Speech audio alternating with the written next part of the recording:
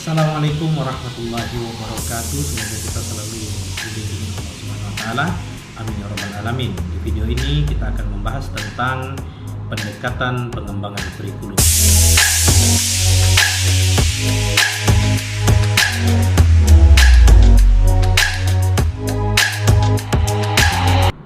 Pendekatan dapat diartikan sebagai titik tolak atau sudut pandang seseorang terhadap suatu proses tertentu. Istilah pendekatan merujuk kepada pandangan tentang terjadinya suatu proses yang sifatnya masih sangat umum. Dengan demikian, pendekatan pengembangan kurikulum menuju pada titik tolak atau sudut pandang secara umum tentang proses pengembangan kurikulum. Pengembangan kurikulum mempunyai makna yang cukup luas. Menurut Sukma Dinata, pengembangan kurikulum bisa berarti penyusunan kurikulum yang sama sekali baru atau kurikulum construction, bisa juga menyempurnakan kurikulum yang telah ada atau kurikulum environment, bisa juga kurikulum ialah perencanaan kesempatan belajar yang ditujukan untuk membawa siswa ke arah perubahan-perubahan yang diinginkan dan nilai perubahan-perubahan itu telah terjadi pada diri manusia. Yang dimaksud pendekatan adalah cara kerja dengan menerapkan strategi dan metode yang tepat untuk mengikuti langkah-langkah pengembangan yang sistematis agar memperoleh kurikulum yang lebih baik. Setidaknya ada 4 pendekatan dalam pengembangan kurikulum, diantaranya ialah pendekatan subjek akademik, pendekatan humanistik, pendekatan teknologi, dan pendekatan rekonstruksi sosial. Namun kali ini kita akan menguraikan 3 pendekatan, yakni pendekatan subjek akademik, pendekatan humanistik, dan pendekatan teknologi. 1. Pendekatan subjek akademik. Pendekatan subjek akademik adalah bentuk atau model tertua di antara model lainnya, dan biasanya suatu lembaga pendidikan atau sekolah sampai sekarang tidak bisa lepas dari pendekatan ini. Pendekatan ini adalah pendekatan yang sangat praktis, mudah digabungkan dengan pendekatan lain bila diperlukan. Pendekatan subjek akademis bersumber pada aliran pendidikan klasik yang berorientasi pada masa lalu. Pengembangan kurikulum subjek akademik dilakukan dengan cara menetapkan terlebih dahulu mata pelajaran atau mata kuliah yang harus dipelajari peserta didik yang diperlukan untuk persiapan pengembangan disiplin ilmu. Fungsi pendidikan adalah memelihara dan mewariskan hasil-hasil budaya atau ilmu pengetahuan masa lalu itu. Belajar adalah menguasai ilmu pengetahuan dan produk budaya sebanyak-banyaknya. Orang yang dipandang berhasil adalah orang yang menguasai seluruh atau sebagian besar materi pembelajaran yang telah disiapkan dan disusun oleh para guru.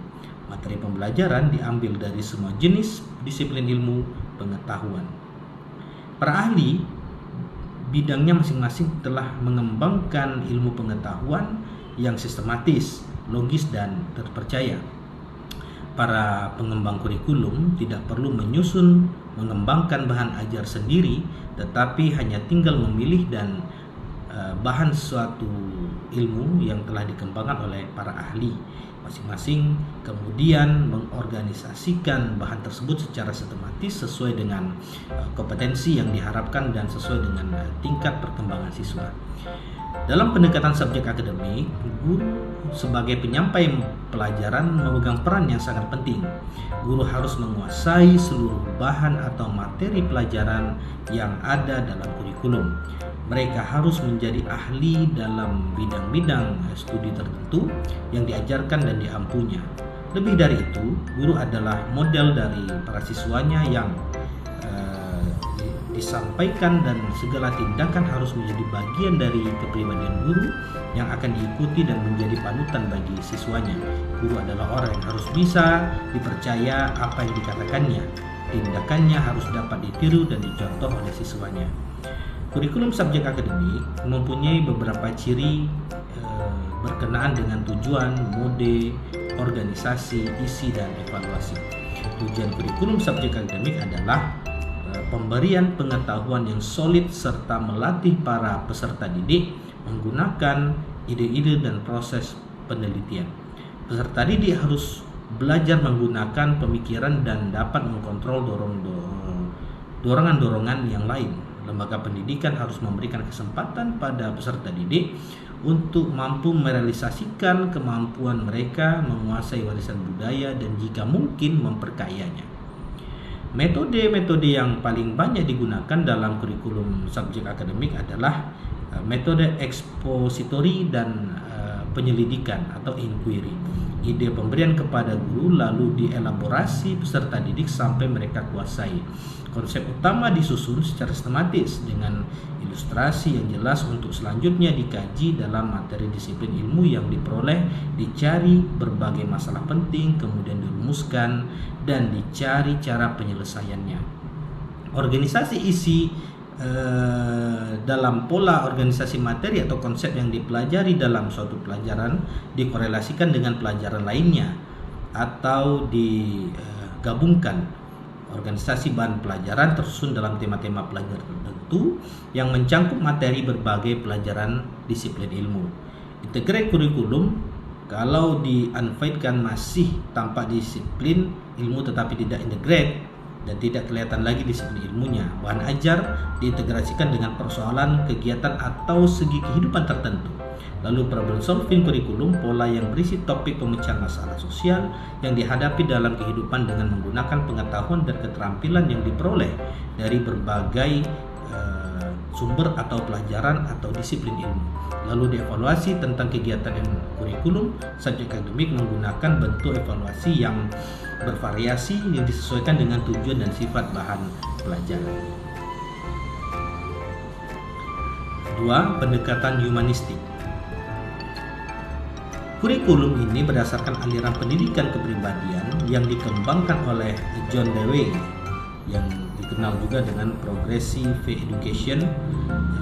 Lalu pendekatan humanistik lebih memberikan tempat utama kepada siswa. Hal ini bertolak pada asumsi bahwa anak didik adalah individu yang pertama dan utama dalam pendidikan. Mereka adalah subjek dan pusat kegiatan pendidikan. Anak didik itu memiliki potensi, kemampuan dan kekuatan yang berkembang. Pendidikan humanisme juga berpegang pada teori Gestalt yang memandang bahwa anak merupakan satu kesatuan yang menyeluruh. Pendidikan diarahkan untuk membentuk manusia yang utuh bukan saja segi fisik, intelektual, tetapi juga sosial dan afeksi atau sikap. Aliran ini berkembang atas reaksi dari praktek pendidikan yang lebih menekankan segi intelektual saja, dengan peran utama dipegang oleh guru. Menurut pandangan humanistis, pendidikan adalah usaha yang berusaha untuk menciptakan situasi yang baik, rileks, dan akrab. Dengan situasi yang kondusif, siswa dapat mengembangkan segala potensi dirinya. Tugas pendidikan adalah memperluas kesadaran diri, mengurangi kesenjangan dan keterasingan dari lingkungan. Ada 3 aliran yang termasuk humanistis, yaitu pendekatan konfluen, kritikisme radikal, dan mistikisme modern. Pendidikan konfluen menekankan pada keutuhan pribadi yang individu harus merespon secara utuh baik pikiran maupun perasaan terhadap kesatuan yang menyeluruh dari lingkungan. Kritikisme radikal bersumber dari aliran romantisme yang melihat bahwa pendidikan adalah upaya untuk membantu anak menemukan dan mengembangkan segala cara potensi yang ada pada dirinya.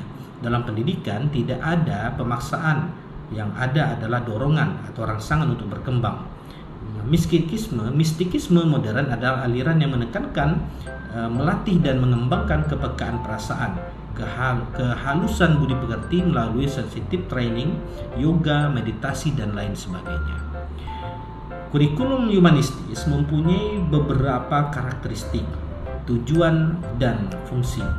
Kurikulum berfungsi menyediakan pengalaman, pengetahuan yang berharga dan membantu memperlancar perkembangan pribadi peserta didik. Bagi mereka, tujuan pendidikan adalah proses perkembangan pribadi yang dinamis yang diarahkan pada pertumbuhan, integrasi, dan otonomi kepribadian, sikap yang sehat terhadap diri sendiri, orang lain, dan belajar. Semua itu merupakan bagian dari cita-cita perkembangan manusia yang teraktualisasikan dari orang yang telah mencapai keseimbangan harmoni perkembangan seluruh aspek pribadinya, baik aspek kognitif, estetik maupun moral. Seorang yang dapat bekerja dengan baik bila memiliki karakter, maka dia akan bekerja dengan baik pula. Metode kurikulum humanistis menurut konteks hubungan emosional yang baik antara pendidik dan peserta didik. Guru selain harus mampu menciptakan hubungan yang hangat dengan peserta didik, juga mampu menjadi sumber. Dia harus mampu memberi materi yang menarik dan mampu menciptakan situasi yang memperlancar proses pelajaran. Dan pendidik harus memberikan dorongan kepada peserta didik atas dasar saling percaya. Peran mengajar bukan saja dilakukan oleh pendidik tapi juga oleh peserta didik. Pendidik tidak memaksakan sesuatu yang tidak disengaja peserta didik. Tentunya organisasi ini adalah suatu kekuatan besar. Kurikulum humanistis yang terletak dalam tekatannya pada integrasi, yaitu kesatuan perilaku bukan saja yang bersifat intelektual tetapi juga emosional, dan tindakan kurikulum humanistis juga menekankan keseluruhan kurikulum harus mampu memberikan pengalaman yang menyeluruh, bukan pengalaman yang terpenggal-penggal. Kurikulum ini kurang menekankan konsekuensi karena dengan konsekuensi para peserta didik kurang mempunyai kesempatan untuk memperluas dan memperdalam aspek-aspek perkembangannya. Evaluasi kurikulum humanistis berbeda dengan kurikulum konvensional. Model ini lebih mengutamakan proses daripada hasil. Jika kurikulum konvensional terutama subjek akademik, penilaian ditentukan secara objektif dan mempunyai kriteria pencapaian, maka dalam kurikulum humanistis tidak ada kriteria.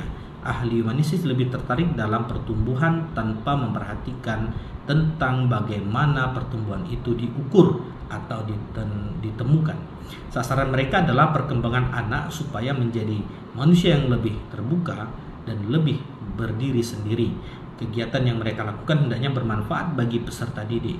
Kegiatan belajar yang baik adalah yang memberikan pengalaman yang akan membantu para peserta didik memperluas kesadaran akan dirinya dan orang lain dan dapat mengembangkan potensi-potensi yang dimilikinya. Ketika diminta untuk mempertimbangkan efektivitas kurikulum mereka, ahli humanistis biasanya percaya pada penilaian subjektif oleh guru dan peserta didik. 3. Pendekatan teknologis. Pendekatan ini memiliki kesamaan dengan pendekatan subjek akademik yang menekankan pada isi dan materi kurikulum, tetapi mempunyai perbedaan, yaitu diarahkan pada penguasaan kompetensi, bukan diarahkan pada pengawetan dan pemeliharaan ilmu pengetahuan. Suatu kompetensi yang besar atau standar diuraikan menjadi kompetensi yang lebih sempit atau kompetensi dasar yang ada pada akhirnya menjadi perilaku-perilaku yang bisa diamati dan diukur. Penerapan teknologi dalam bidang kurikulum terwujud dalam dua bentuk, yaitu software dan hardware, aplikasi teknologi perangkat lunak dan juga teknologi sistem, sedangkan aplikasi perangkat keras disebut sebagai alat. Teknologi alat lebih menekankan pada penggunaan alat teknologi yang menunjang efisiensi dan program pendidikan. Kurikulum berisi rencana-rencana penggunaan berbagai alat dan media serta model-model pembelajaran yang banyak dilihat. Tanpa bantuan media, maka proses pembelajaran tidak dapat berlangsung. Karena perencanaan pembelajaran telah tersusun terpadu antara kegiatan-kegiatan pendidikan dengan media. Misalnya pembelajaran dengan media video, VCD, modul, komputer, internet, dan lain-lain. Adapun teknologi sistem penekanan dapat pada penyusunan program pembelajaran atau perencanaan pembelajaran yang menggunakan pendekatan sistem, baik dibantu oleh alat dan media maupun tidak. Dalam teknologi sistem ini pembelajaran dapat berlangsung tanpa bantuan media karena media itu digunakan jika diperlukan. Pendekatan teknologi dalam menyusun kurikulum atau program pendidikan bertolak dari analisis kompetensi yang dibutuhkan untuk melaksanakan tugas-tugas atau pekerjaan tertentu. Materi yang diajarkan dengan kriteria evaluasi, sukses dan strategi belajarnya ditetapkan sesuai dengan analisis tugas atau job description. Rencana dan proses pembelajaran dirancang sedemikian rupa sehingga dapat dievaluasi dan diukur dengan jelas dan dikontrol. Dalam menyusun kurikulum, sesungguhnya tidak semua materi pelajaran dapat menggunakan pendekatan teknologi karena sifat-sifat atau karakter materi pelajaran itu berbeda-beda. Termasuk dalam pendekatan ini adalah kurikulum berbasis komputer yang kini sedang diterapkan oleh pemerintah. Ciri-ciri kurikulum teknologi. Tujuan pada kurikulum ini diarahkan pada pengarahan kompetensi yang dirumuskan dalam bentuk perilaku tujuan yang bersifat umum, yaitu kompetensi dirinci menjadi tujuan-tujuan khusus yang disebut objektif atau tujuan instruksional atau indikator objektif atau indikator ini menggambarkan perilaku perbuatan atau kecakapan keterampilan yang dapat diamati atau diukur oleh. Karena itu tujuan pembelajaran sistem teknologi cenderung memperkuat pentingnya gagasan konvensional dan bagian tradisional dari subjek akademik. Metode pengajaran bersifat individual, tetapi peserta didik menghadapi serentetan tugas yang harus dikerjakan dan maju sesuai dengan kecepatan masing-masing. Pada saat tertentu, ada tugas yang harus dikerjakan secara kelompok. Setiap peserta didik harus menguasai secara tuntas tujuan-tujuan program pengajaran, pelaksanaan pengajaran, dan mengikuti langkah-langkah di antaranya. Pertama, penegasan tujuan. Para peserta didik diberikan penjelasan tentang pentingnya mempelajari tujuan dan bahan tertentu, atau paling tidak mereka diberi uraian secara jelas tentang hal yang harus mereka pelajari. Kedua, pelaksanaan pengajaran. Para peserta didik belajar secara individual melalui media buku ataupun media elektronik. Dalam kegiatan belajarnya mereka dapat menguasai keterampilan dasar ataupun perilaku-perilaku yang dinyatakan dalam tujuan program. Mereka belajar dengan cara memberikan respon secara cepat terhadap persoalan-persoalan yang diberikan. 3. Pengetahuan tentang hasil kemajuan peserta didik dapat segera diketahui oleh peserta didik. Sebab dalam model kurikulum ini, umpan balik selalu diberikan. Para peserta didik dapat segera mengetahui apa yang telah mereka kuasai dan apa yang harus mereka pelajari lebih serius. Organisasi bahan ajar isi kurikulum banyak diambil dari disiplin ilmu, tetapi telah diramu sedemikian rupa sehingga mendukung penguasaan suatu kompetensi. Tujuan akhir dari program dinyatakan secara tepat dan operasional. Dalam tujuan ini merupakan dasar untuk mengorganisasikan bahan pelajaran. Bahan ajar atau kompetensi yang luas besar dirinci menjadi bagian-bagian atau subkompetensi yang lebih kecil yang menggambarkan objektif atau indikator urutan sesuai dengan yang sudah direncanakan. Indikator ini pada dasarnya menjadi inti organisasi bahan. Fungsi evaluasi bermacam-macam sebagai umpan balik dari peserta didik dalam menyempurnakan penguasaan suatu susunan pelajaran atau umpan balik bagi peserta didik pada akhir suatu program atau semester. Evaluasi juga bisa menjadi umpan balik bagi pendidik dan pengembangan kurikulum untuk menyempurnakan kurikulum. Evaluasi yang mereka gunakan umumnya berbentuk tes objektif sesuai dengan landasan pemikiran mereka bahwa model pengajaran menekankan sifat ilmiah hingga bentuk teks ini dipandang yang paling cocok. 3. Pendekatan rekonstruksi sosial. Pendekatan rekonstruksi sosial bersumber pada aliran interaksional. Pandangannya adalah bahwa pendidikan bukanlah upaya sendirian, tetapi adalah usaha bersama, kerjasama dan interaksi. Interaksi ini bukan hanya antara guru dengan murid, tetapi juga antara murid dengan murid, antara murid dengan orang tua dan sekitarnya yang dengan berbagai sumber belajar. Melalui interaksi dan kerjasama ini, para murid berusaha memecahkan masalah-masalah dalam masyarakat, menunjukkan tatanan masyarakat yang lebih baik. Dalam menyusun kurikulum atau program pendidikan, keahlian bertolak dari problem yang dihadapi dalam masyarakat. Untuk selanjutnya perankan oleh ilmu-ilmu teknologi serta bekerja secara kooperatif dan kolaboratif akan dicari upaya pemecahan menuju pembentukan masyarakat yang lebih baik. Kurikulum tersebut di samping menekankan isi pembelajaran atau pendidikan juga sekaligus menekankan pendidikan dan pengalaman belajar. Pendekatan tersebut berasumsi bahwa manusia adalah makhluk sosial yang dalam kehidupannya selalu membutuhkan manusia yang lain, selalu hidup bersama, berinteraksi dan bekerja sama antara satu dengan yang lain. Ciri-ciri dari kurikulum ini yaitu tujuan. Tujuannya menghadapkan peserta didik pada tantangan ancaman, hambatan dan gangguan yang dihadapi manusia. Metode para pengembang kurikulum berusaha mencari keselarasan antara tujuan-tujuan nasional dengan tujuan peserta didik. Para peserta didik berusaha membantu peserta didik yang lain menemukan minat dan kebutuhannya. Sesuai dengan minat masing-masing peserta didik dalam kegiatan pleno maupun kelompok harus berusaha memecahkan masalah sosial yang dihadapinya. Pola organisasi kurikulum disusun seperti sebuah roda. Di tengahnya sebagai poros dipilih sesuatu masalah yang menjadi terutama dan dibahas secara pleno. Dari tema utama dijabarkan sejumlah topik yang dibahas dalam diskusi kelompok, latihan, kunjungan dan lainnya. Topik-topik dengan berbagai kegiatan ini merupakan jari-jari suatu kegiatan yang dirangkum menjadi satu kesatuan sebagai bingkai. Evaluasi pada kurikulum ini peserta didik dilibatkan dengan melibatkan mereka terutama dalam memilih, menyusun dan menilai bahan yang akan diujikan. Soal-soal yang akan diujikan dinilai lebih dulu baik ketepatan atau keluasan isinya juga kemampuan menilai pencapaian tujuan pembangunan masyarakat yang sifatnya kualitatif. Evaluasi tidak hanya menilai pengaruh kegiatan yang dikuasai peserta didik, tetapi juga menilai pengaruh kegiatan sosial terhadap masyarakat.